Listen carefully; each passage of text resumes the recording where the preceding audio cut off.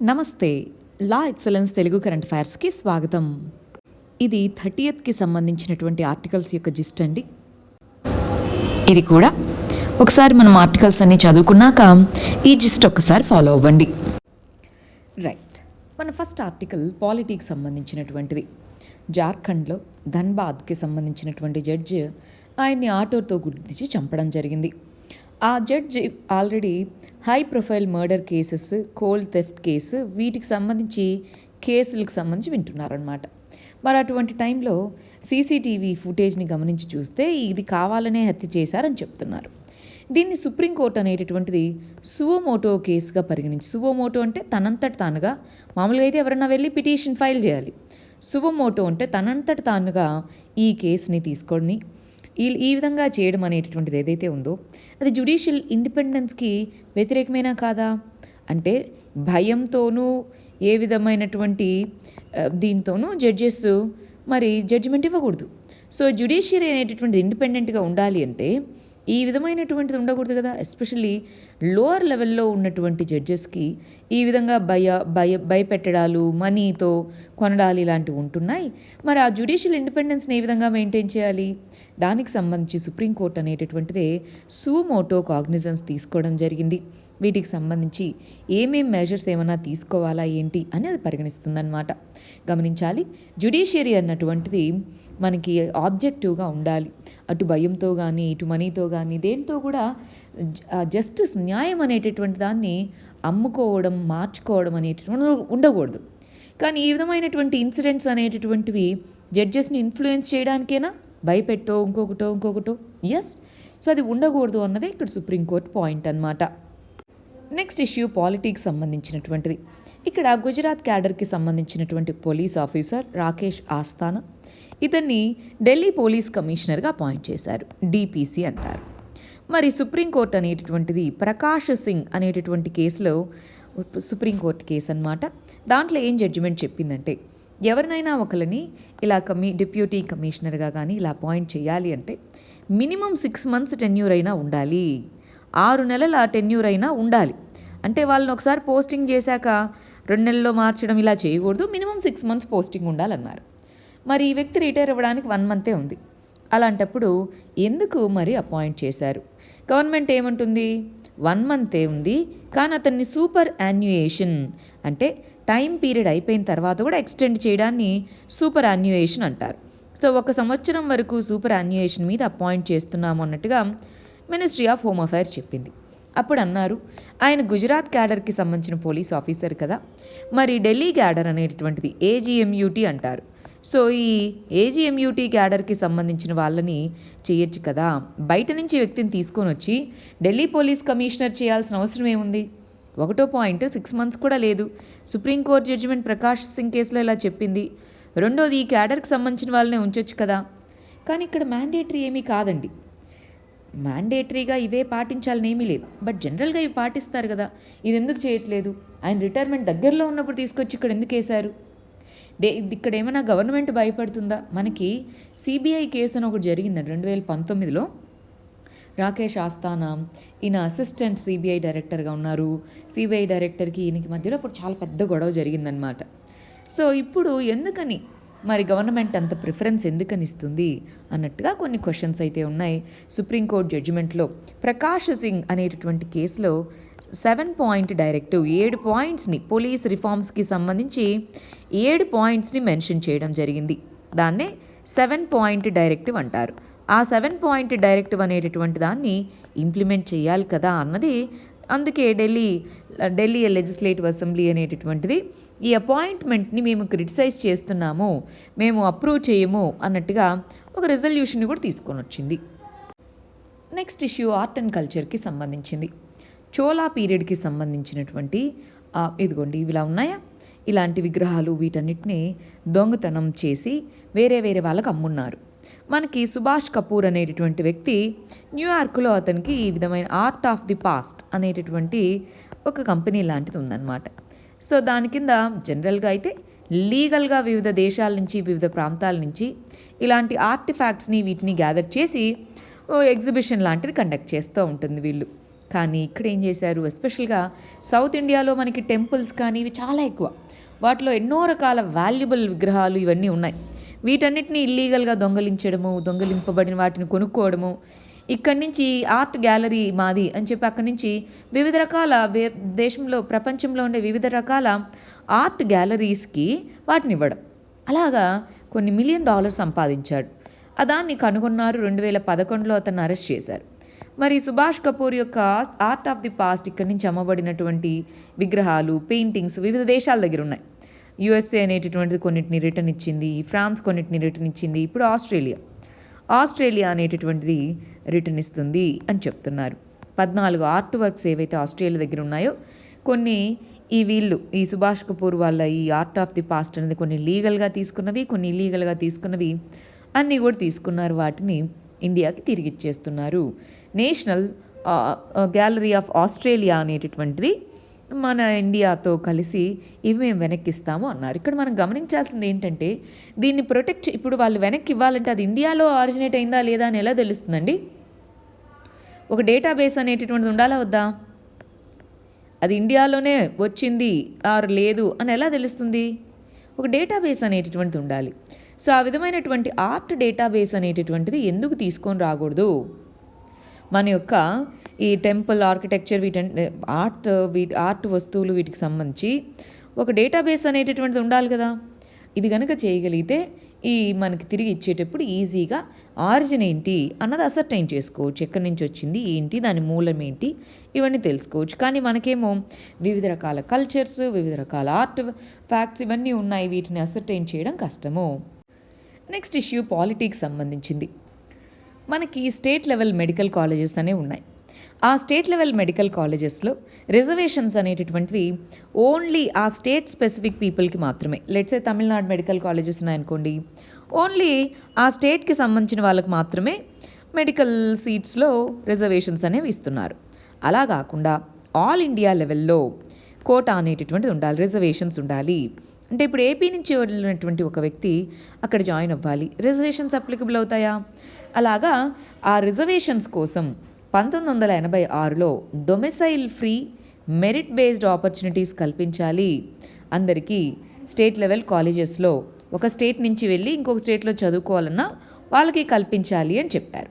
దానికోసం all India quota మీ రాష్ట్రానికి సంబంధించిన వాళ్ళనే కాదు, వేరే వాళ్ళని కూడా చేర్చుకోండి.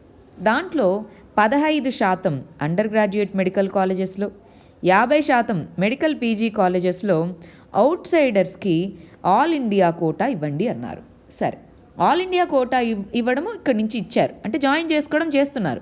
రిజర్వేషన్స్ కూడా ఇవ్వాలి అని 2017లో సుప్రీంకోర్టు 15% ఆల్ ఇండియా కోటా కింద ఉన్న సీట్స్లో 15% ఎస్సీస్కి, 7.5% ఎస్టీస్కి ఇమ్మన్నారు.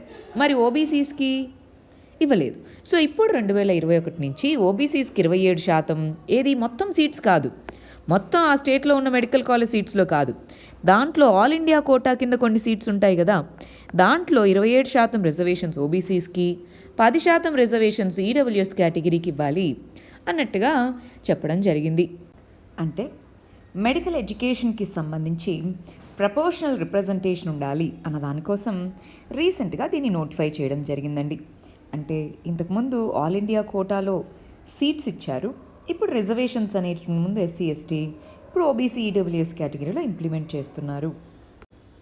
నెక్స్ట్ ఇష్యూ సైన్స్ అండ్ టెక్నాలజీకి సంబంధించింది. మిల్లెట్స్, చిరుధాన్యాలు అంటాం.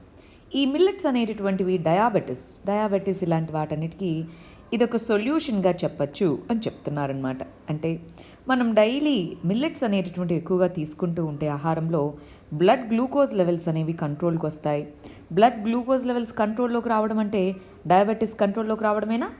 బ్లడ్ గ్లూకోజ్ లెవెల్స్ అనేవి 12 to 15% అనేటటువంటివి తగ్గిపోతాయన్నమాట. ఈ మిల్లెట్స్ అనేటటువంటివి మనం తీసుకోవడం వల్ల బ్లడ్ గ్లూకోజ్ లెవెల్స్ అనేటటువంటివి ఎక్కువగా ఉన్నవాళ్ళు మిల్లెట్స్ని దీన్ని ఫుడ్లో ఎక్కువగా తీసుకోగలగాలి. ప్లస్ ఇవి గ్లోబల్గా కూడా చూస్తే మనకి మిల్లెట్స్ అనేటటువంటివి తక్కువ వాటర్తో పండించవచ్చు. రాగులు, సొద్దలు అంటామా, ఇవి చాలా తక్కువ వాటర్తో పండించవచ్చు, అన్ని రకాల నేలలకి సపోర్ట్గా ఉంటాయి అంటే అటు ఎన్విరాన్మెంటల్గా, ఇటు హెల్త్ పరంగా వీటన్నిటికీ కూడా ఎన్నో రకాల బెనిఫిట్స్ అనేటటువంటివి ఇవి ఇవ్వడం జరుగుతుంది. ప్లస్ ఇవి రెయిన్ ఫెడ్ ఏరియాస్లో ఎక్కువగా పండిస్తూ ఉంటారు. డిమాండ్ పెరగడం వల్ల అక్కడ కూడా అగ్రికల్చర్ డెవలప్ అవుతుంది. సో మిల్లెట్స్ వైపు షిఫ్ట్ అవ్వడం అన్నటువంటిది మంచి పరిణామం అని మనం చెప్పచ్చు. నెక్స్ట్ ఇష్యూ సైన్స్ అండ్ టెక్నాలజీకి సంబంధించింది. గోల్డ్ నానో పార్టికల్ బేస్డ్ ఒక కిట్ తయారు చేయడం జరిగింది. హెపటైటిస్ వైరస్ అనేటటువంటి దానికి సంబంధించిన దాన్ని మనం ఆ పర్టికులర్ దాంతో డయాగ్నైజ్ చేయొచ్చు. అంటే gold nano particle based detection అంటాం. అదేం చేస్తుంది, ఫస్ట్ గోల్డ్ నానో పార్టికల్స్ తీసుకుంటాం. ఆ తర్వాత మనం బ్లడ్ శాంపిల్ ఏదైతే తీసుకుంటామో ఆ బ్లడ్ శాంపిల్ని ఈ రెండింటినీ కలిపినప్పుడు అక్కడ అది ఒక ముద్దలాగా వస్తుంది. అలా వచ్చింది, కలర్ చేంజ్ అయ్యి వచ్చింది అన్నారనుకోండి, వైరస్ ఉన్నట్టు. కలర్ చేంజ్ ఏమీ రాలేదు అనుకోండి, వైరస్ లేనట్టు. అంటే బ్లడ్ సీరం మాత్రమే తీసుకొని గోల్డ్ నానో పార్టికల్స్ ఉండేటటువంటి తీసుకుంటాం. దాంట్లో ఇప్పుడు వైరస్ ఉందనుకోండి, ఇలాగా అవి వాటి యొక్క కలర్ని చేంజ్ చేస్తాయి. అంటే ఇప్పుడు ఇది ఎంతో ఈజీగా సింపుల్ బ్లడ్ టెస్ట్తోనే హెపటైటిస్ బి అనేటటువంటి దాన్ని డయాగ్నైజ్ చేయొచ్చా? హెపటైటిస్ అనేటటువంటి దాంట్లో హెపటైటిస్ సి వైరస్ ఇన్ఫెక్షన్ని కనుక్కోవడం అనేటటువంటిది జనరల్గా కొంత మనకి బ్లడ్ టెస్ట్ ఇవన్నిటికీ సంబంధించి కొంచెం కాస్ట్లీ. సో ఈ విధమైనటువంటి టెస్ట్ అనేటటువంటి చేయడం అనేది అన్ని రకాల ప్రాంతాల్లో చేయొచ్చు. రూరల్ ఏరియాస్లో అన్ని ఏరియాస్లోనూ వైరస్ డిటెక్షన్ అనేటటువంటి ఈజీ అవుతుంది. సో ఆ విధంగా ఆర్టీపీసీఆర్ ఇవేమీ లేకుండా ఈ విధంగా చిన్న బ్లడ్ టెస్ట్తోనే ఈ డయాగ్నోసిస్ చేయొచ్చు. సో ఇది ఒక ఇంపార్టెంట్ డెవలప్మెంట్గా మనం చెప్పచ్చు. నెక్స్ట్ యంగ్ పాపులేషన్కి వ్యాక్సినేషన్ అంటున్నారు.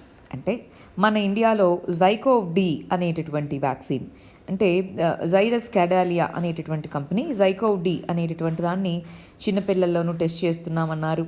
భారత్ బయోటెక్ వచ్చేటప్పటికి కోవాక్సిన్ అనేటటువంటిది యంగ్ చిల్డ్రన్లో మేము టెస్ట్ చేస్తామంటున్నారు. అంటే చిల్డ్రన్లో వ్యాక్సిన్స్ తీసుకొని రావాలన్నారు, బాగుంది. అదేవిధంగా యూఎస్ఏలో ఫైజర్, మోడర్నా ఇవి కూడా స్కూల్ చిల్డ్రన్కి వ్యాక్సినేట్ చేస్తున్నాయి.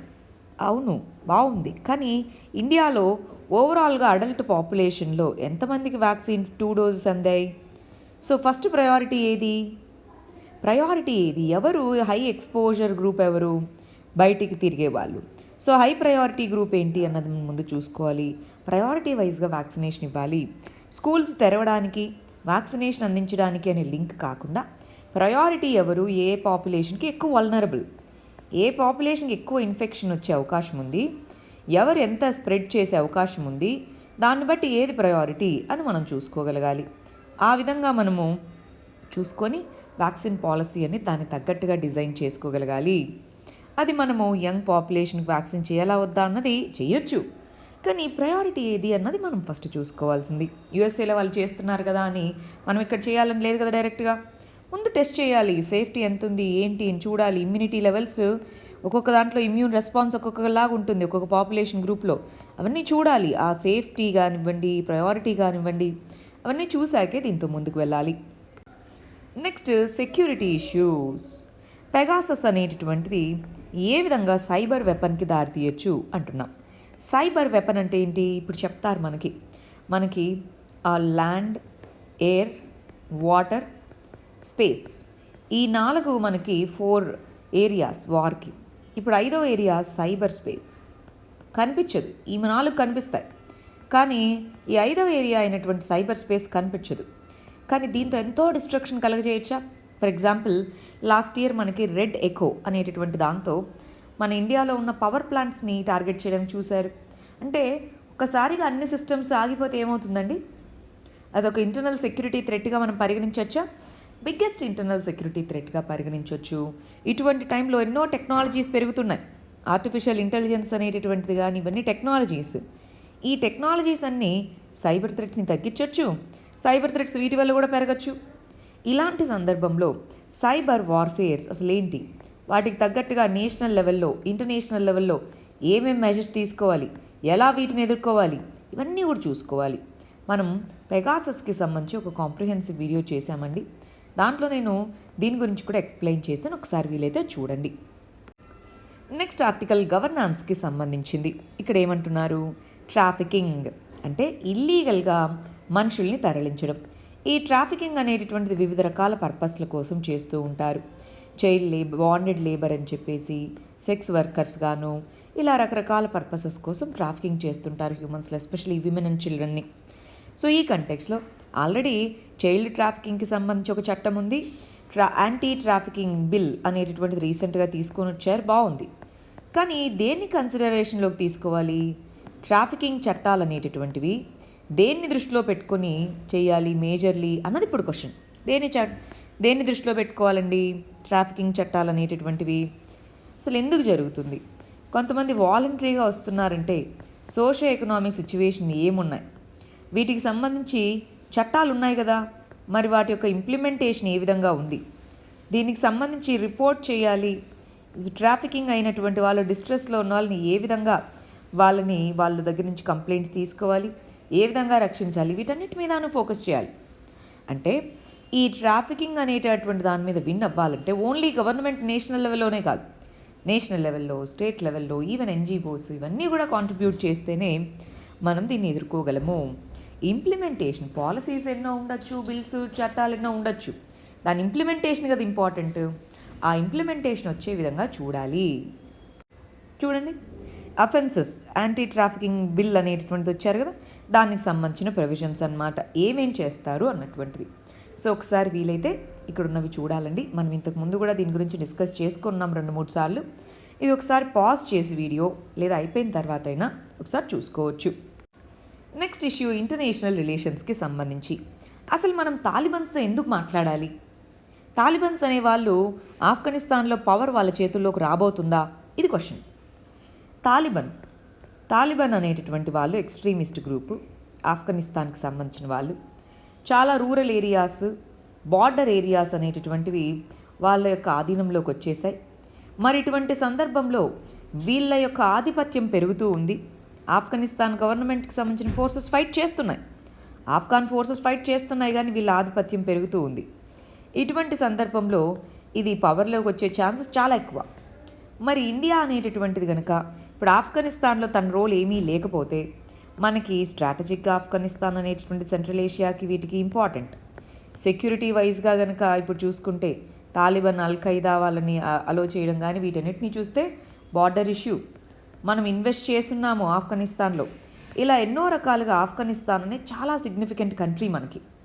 రీజనల్గా పాకిస్తాన్ యొక్క డామినెన్స్ పెరుగుతుంది, తాలిబన్స్కి వీళ్ళుంది కాబట్టి. సో అందువల్ల ఆఫ్ఘనిస్తాన్లో ఉండే తాలిబన్స్తో టాక్స్ జరపాలని స్టార్ట్ చేశాం. కానీ డైరెక్ట్గా టాక్స్ జరిపితే ఆఫ్ఘాన్ గవర్నమెంట్ అనేటటువంటి దాంతో మనం ఎలినేట్ అయిపోతామా? అది మళ్ళీ చైనా క్లోజ్ అవ్వచ్చా? సో ఇటువంటి సందర్భంలో ప్రస్తుతానికైతే మన దగ్గర ఆల్టర్నేటివ్ లేదు. ప్లస్ తాలిబన్స్ కూడా ఇంతకుముందు 1990స్లో 1999 ఆ టైంలో వాళ్ళు పవర్లో ఉన్నప్పుడు కూడా వాళ్ళు టాక్స్కి కొంతవరకు రెడీగా ఉన్నారు. సో మనం ఈ ఇష్యూ ఏదైతే ఉందో దీన్ని టాక్స్ ద్వారా, అంటే మాటల ద్వారా సరి చేసుకోవడానికి ప్రయత్నించాలి. టాక్స్ ద్వారా ఆఫ్ఘనిస్తాన్లో తాలిబన్స్తో టాక్స్ ద్వారా దీన్ని సరి చేసుకోవడానికి ప్రయత్నించాలి. నెక్స్ట్ ఇష్యూ గవర్నాన్స్కి సంబంధించింది. కంపల్సరీ వ్యాక్సినేషన్ అనేటటువంటిది ఉండాలా వద్దా అని రీసెంట్గా మనకి మేఘాలయలో ఒక హైకోర్టు జడ్జిమెంట్ చెప్పిందండి.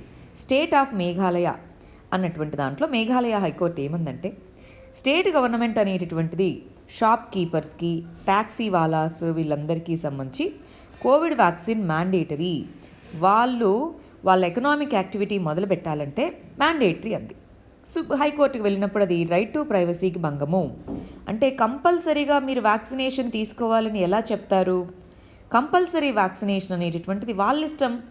సో ఆర్టికల్ 11కి అది భంగం కలిగిస్తుంది.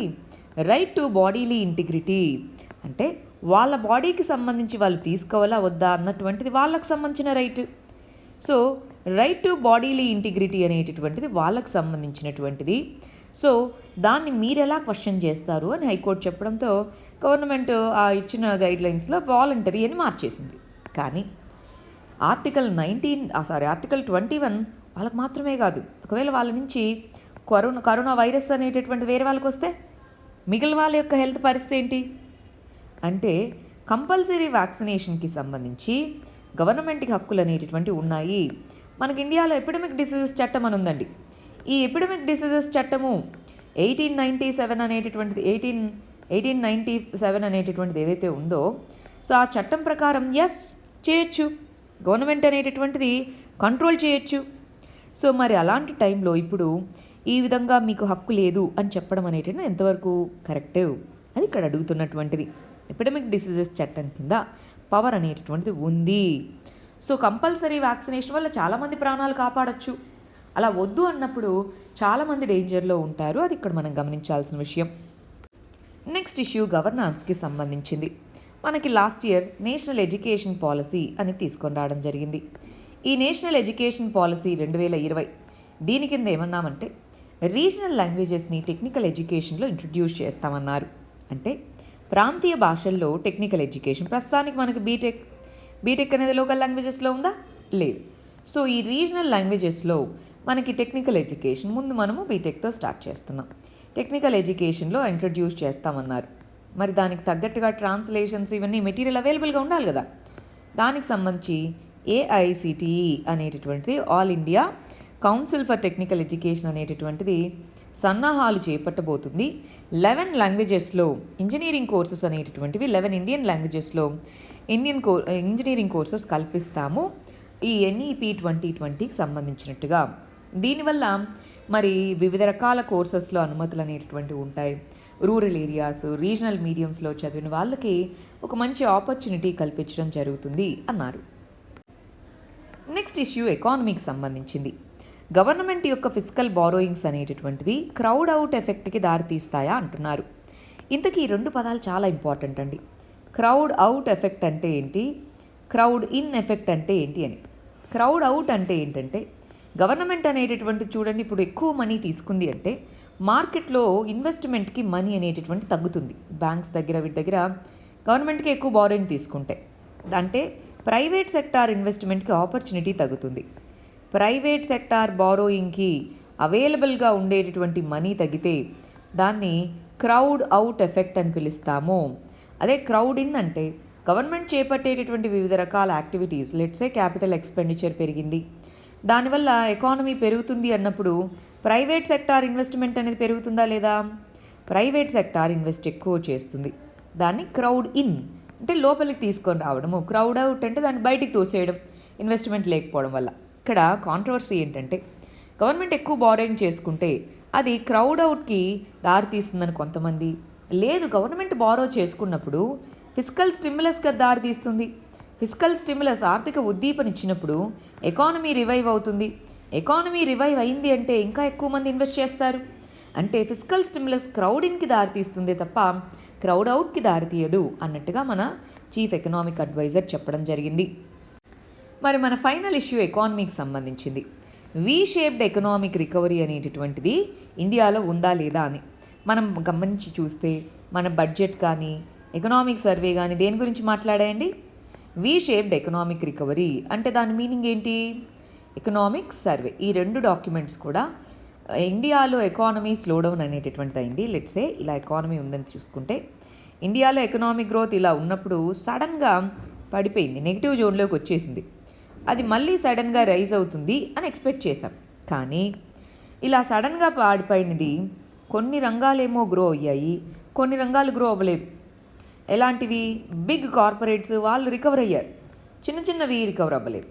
సో అంటే వి షేప్ రికవరీ కాదు, మనం ఎక్స్పీరియన్స్ చేస్తామనుకున్నది వి షేప్, కానీ కొన్ని మాత్రమే రికవర్ అయ్యి కొన్ని పడిపోయినాయి ఇంకా.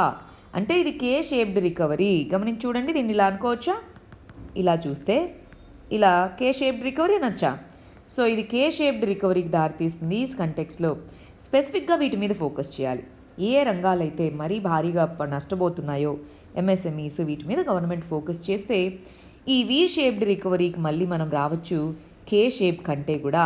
కానీ ఇప్పుడు వి షేప్డ్ అంటే సడన్ ఫాల్ సడన్ రైజ్ని వి షేప్డ్ అని, కే షేప్డ్ అంటే కొన్ని పెరగడం కొన్ని రంగాలు పడిపోవడం, దాన్ని కే షేప్డ్ రికవరీ అంటాం. 2 టర్మ్స్ ఇంపార్టెంట్. ఇవి 30th సంబంధించిన ఆర్టికల్స్ యొక్క జిస్ట్ అండి. Thank you very much. All the very best.